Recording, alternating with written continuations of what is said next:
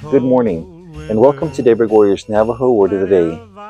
Today's Navajo Word of the Day is going to be January. To say January in Navajo, you say Niłt'ees. Niłt'ees. January. Niłt'ees describes frying snow. If I was to say fry some potatoes, I would say Niłt'ees. Niłt'ees. Fry some potatoes. If I'm frying potatoes, I would say Niłt'ees. If Ty is frying potatoes, I would say Ty Niłt'ees.